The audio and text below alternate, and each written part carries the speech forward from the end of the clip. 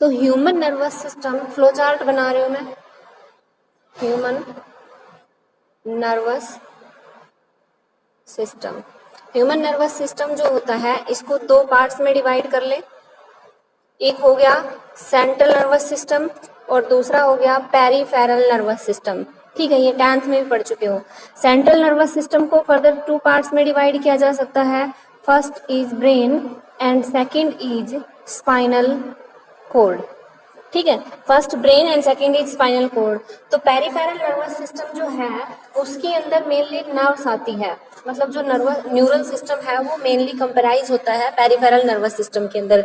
तो इसके अंदर afferent and efferent nerve fibres होते हैं। Afferent and efferent nerve fibres होते हैं। ठीक है, नर्व फाइबर का मतलब कि जो कि सेंसरी इम्पल्स, जो इम्पल्सेस होते हैं उनको एक ऑर्गन से सेंट्रल नर्वस सिस्टम तक ले जाएंगे, उसके बाद सेंट्रल नर्वस सिस्टम से वापसी से ऑर्गन इफेक्टर ऑर्गन तक ले जाते हैं। तो ये होता है neural system. Peripheral nervous system है, इसको फर्दर टू पार्ट्स में डिवाइड किया जाता है।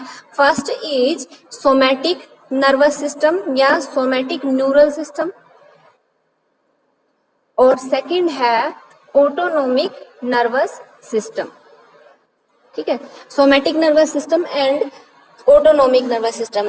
तो सोमैटिक नर्वस सिस्टम के अंदर वो नर्व्स आती हैं जो स्केलेटल मसल्स के को सप्लाई करती हैं।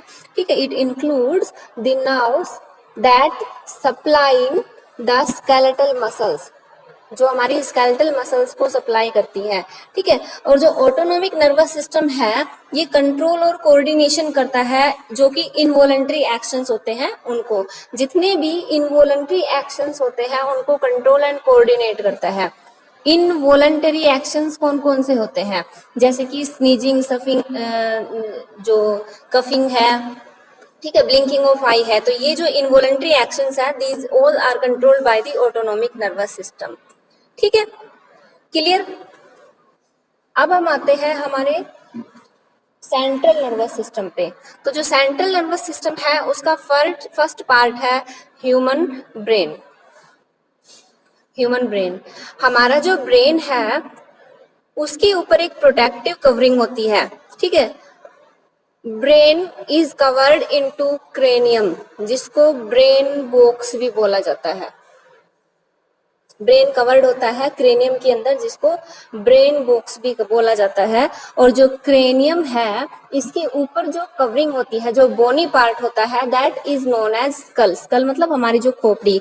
हमारी जो ह्यूमन ब्रेन है उसका वेट 1220 से या 1200 से 1400 ग्राम तक होता है।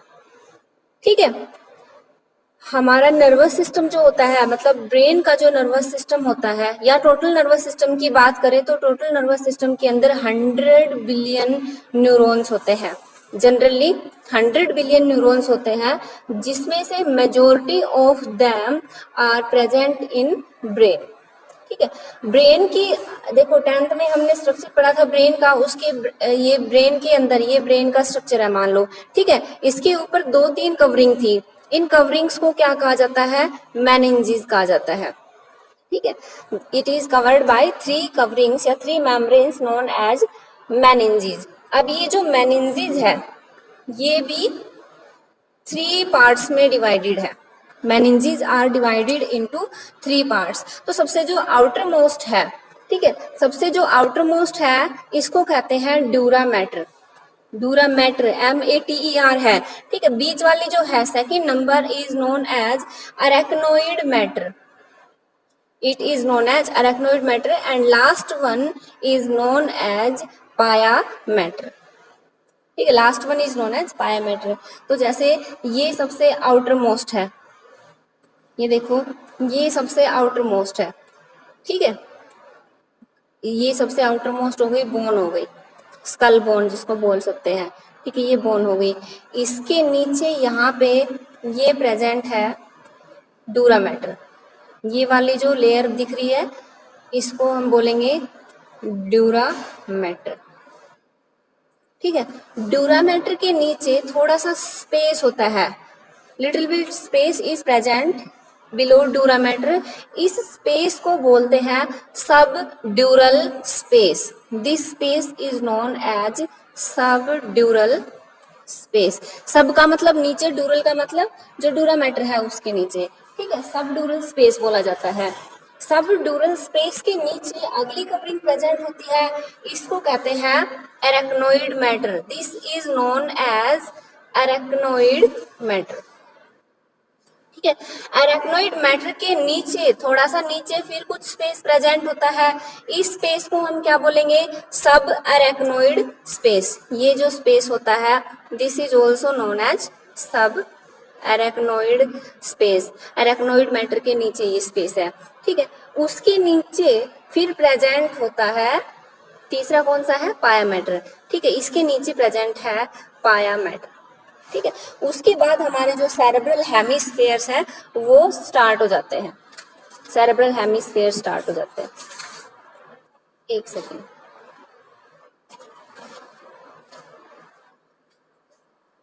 अब हम आते हैं ब्रेन के अंदर इंटरनल स्ट्रक्चर पे। देखो, अब हम आते हैं ब्रेन के पार्ट्स पे। तो सबसे पहले जो ब्रेन है it is divided into 3 parts. Brain को डिवाइड किया जा सकते हैं 3 पार्ट्स में। Brain is also known as encephalon, ठीक है। तो सबसे पहला जो पार्ट होता है उसको बोलते हैं फोर ब्रेन, मिडिल पार्ट को बोलते हैं midbrain, and last one is known as hindbrain, ठीक है। फोर ब्रेन है, इसको प्रोजेनसेफेलॉन भी कहा जाता है, prosencephalon. It is also known as prosencephalon. Mid brain is also known as mesencephalon and hind brain is rhombencephalon, ठीक है। ब्रेन को एनसेफेलॉन बोला गया, एनसेफेलॉन वर्ड है ही, प्रोजेन लगा देना यहाँ पे, मीजन लगा देना यहाँ पे, रोम्बेन लगा देना, ठीक है। जो फोर ब्रेन है ये फर्दर डिवाइडेड होता है 3 पार्ट्स में। फर्स्ट है ओल्फैक्टरी लोब, सेकंड है सेरेब्रम, या इनको सेरेब्रल हेमिस्फेयर्स भी कह सकते हैं, सेरेब्रल हेमिस्फेयर्स, ठीक है। और थर्ड पार्ट है डायनसेफेलॉन। जो डायनसेफेलॉन है इसको फर्दर 3 पार्ट्स में डिवाइड किया जाता है। फर्स्ट है epithalamus, second is thalamus, and third one is hypothalamus, ठीक है। और जो मिड ब्रेन है इसके अंदर प्रेजेंट होती है, एक होता है कॉर्पोरा क्वाड्रिजेमिना, कॉर्पोरा क्वाड्रिजेमिना, और दूसरा पार्ट है इसके अंदर सेरेब्रल पिडंकल्स, ठीक है, सेरेब्रल पिडंकल्स। जो हाइंड ब्रेन है इसके पार्ट्स जो होते हैं, सबसे पहला पार्ट है सेरेबेलम, फिर हो गया pons varolii, and third one is medulla oblongata, ठीक है। थर्ड पार्ट है मेडुला ओब्लांगाटा। तो सबसे पहले फोर ब्रेन की सबसे फर्स्ट पार्ट पे आते हैं। तो सबसे फर्स्ट पार्ट है ओल्फैक्टरी लोब। जो ओल्फैक्टरी लोब है ये हमारी मतलब जो सूंघने की कैपेसिटी होती है ना, जो स्मेलिंग कैपेसिटी होती है उसके लिए होती है। ओल्फैक्टरी लोब है, these are associated with the sense of smell, लेकिन इंसानों के अंदर ये वेल डेवलप्ड नहीं होती है। These are not well developed in humans, लेकिन जो डॉग्स वगैरह होते हैं आप देखते हो ना, उनको उनकी जो स्मेल करने की कैपेसिटी होती है वो ज्यादा होती है, इसलिए उनके अंदर ये वेल डेवलप्ड होती है, ठीक है। These are well developed in the dogs, ठीक है। सेकेंड पार्ट आता है सेरेब्रम या सेरेब्रल हेमिस्फेयर्स। सेरेब्रम या सेरेब्रल हेमिस्फीयर्स। तो हमारे ब्रेन का लार्जेस्ट पार्ट और मोस्ट कॉम्प्लेक्स पार्ट जो होता है वो सेरेब्रम होता है। देखो ये वाला जो स्ट्रक्चर देख रहे हो, इसके अंदर ये जो पोर्शन, कंप्लीट पोर्शन दिखाई दे रहा है, जिसके अंदर ये ग्रूव्स दिखाई दे रहे हैं, ये पूरा पार्ट सेरेब्रम है।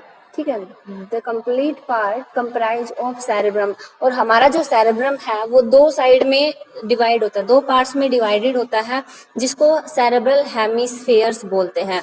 जिसको हम क्या बोलेंगे? Cerebral hemispheres. हेमी का मतलब हाफ और स्फेयर का मतलब एक सर्कल जो होता है। अब जो सेरेब्रल हेमिस्फेयर्स है वो भी दो पार्ट्स में डिवाइड हो गए, एक तो लेफ्ट सेरेब्रल हेमिस्फेयर और दूसरा राइट सेरेब्रल हेमिस्फेयर्स। ठीक है, ये जो दोनों हेमिस्फेयर्स है, जैसे ये हेमिस्फेयर हो गया एक और दूसरा हेमिस्फेयर ये हो गया, ये दोनों एक दूसरे के साथ डिवाइडेड कनेक्टेड होते हैं with the help of A fibre.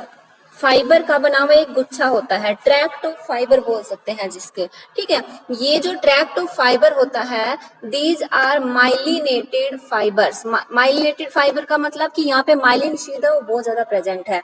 ठीक है, माइलिनेटेड फाइबर्स होते हैं और इसका नाम है कॉर्पस कैलोसम।